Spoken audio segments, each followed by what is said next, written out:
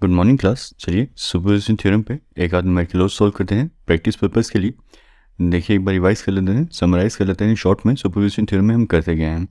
देखिए superposition theorem में हम हर एक इंडिविजुअल सोर्स की वजह से क्या करंट फ्लो हो रही है हमारे कंसर्न ब्रांच में, हम वो निकालते हैं। इस न्यूमेरिकल में हमारा कंसर्न ब्रांच 4 ओम की रहेगी और हम यहाँ पे क्या करेंगे, 4 ओम में अपनी करंट का मैग्नीट्यूड और उसकी डायरेक्शन निकालेंगे due to each individual source 1 by 1।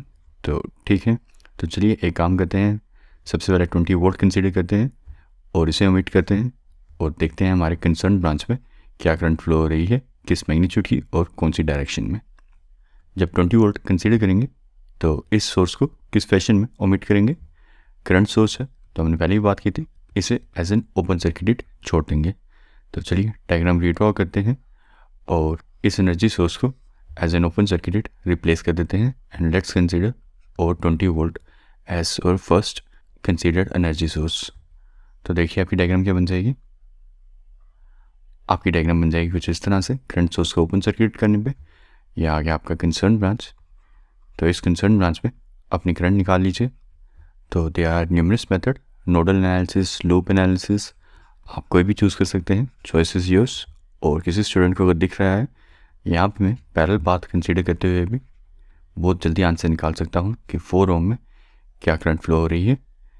मेरे यहाँ पे 20 वोल्ट बन रहा है और 20 वोल्ट की वजह से क्या करंट फ्लो हो रही है I1 to 2 मैं कैलकुलेट कर सकता हूँ। ये किसी स्टूडेंट को अगर दिख सकता है कि यहाँ पे 20 वोल्ट क्रिएट हो रहा है इस पॉइंट से इस पॉइंट तक और उसकी वजह से वो करंट निकाल सकता है, क्या निकलेगी that depends on the student. मैं यहाँ पे एक स्टैंडर्ड मेथड लेते हुए चल रहा हूँ, लूप एनालिसिस, और उसकी हेल्प से करंट कैलकुलेट करूँगा हमारे कंसर्न ब्रांच में 4 ओम में from 1 to 2। Otherwise any student who can see he can directly calculate I12 by dividing 20 volt by 9 ohms and can receive his answer। तो चलिए हम स्टैंडर्ड मेथड से चलते हैं, यहाँ पे लूप एनालिसिस लगाते हैं और यही आंसर अचीव करते हैं। तो देखिए लूप एनालिसिस के लिए क्या करेंगे, हम सबसे पहले करंट्स ले लेंगे। एक करंट आ जाएगी इस तरह से, एक करंट आ जाएगी इस तरह से, ठीक है। अब लूप इक्वेशन बनाइए। कैसे बनाते हैं loop equation, left hand side पे EMS रखिए, राइट हैंड साइड पे वोल्टेज ड्रॉप्स रखिए। लूप 1 में डायरेक्शन ऑफ मोशन इस तरह से ही ले लीजिए, assigned assume direction of current के अलॉन्ग, ये आ जाएगा मेरा डायरेक्शन ऑफ मोशन।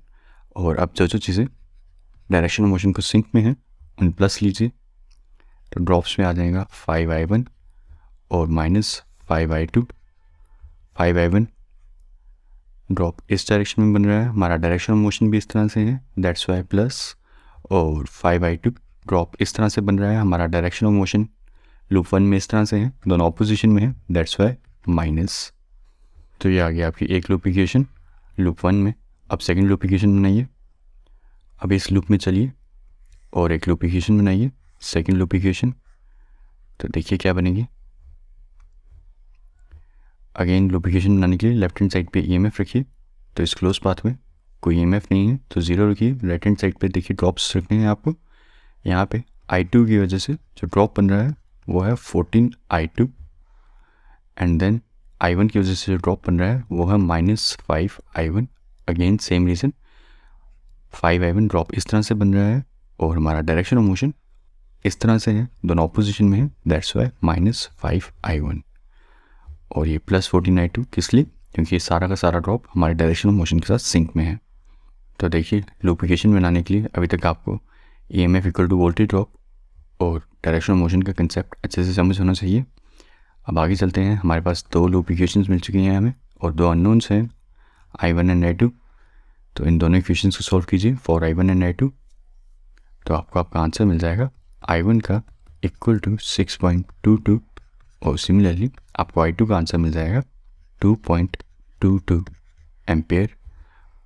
और हमारी जो कंसर्न करंट है वो है हमारी कंसर्न ब्रांच में यहाँ से यहाँ तक क्या करंट फ्लो हो रही है I1 to 2, तो वो क्या बन जाएगा 2.22 एम्पेयर, ठीक है। तो ये आपको एक करंट मिल गई आपके कंसर्न ब्रांच में आपके एक सोर्स की वजह से।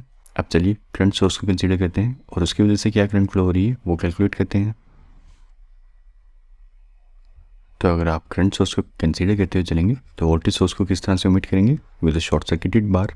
तो हमने यहाँ पे वही किया है। तो अब इसे कंसीडर कर रहे हैं, ये तो शॉर्ट सर्किट हो चुका है, इसके जो पैरेलल में लगा हुआ है यहाँ पे अब कोई करंट नहीं फ्लो होगी, यहाँ पे आई की वैल्यू 0 रहेगी। जो भी करंट है वो अब यहाँ पे चले जाएगी सारी की सारी इस पाथ में, यहाँ से जो करंट आएगी वो सारी यहाँ चले जाएगी, यहाँ पे कोई करंट नहीं जाएगी। तो इस ब्रांच को भी ओमिट कर देते हैं।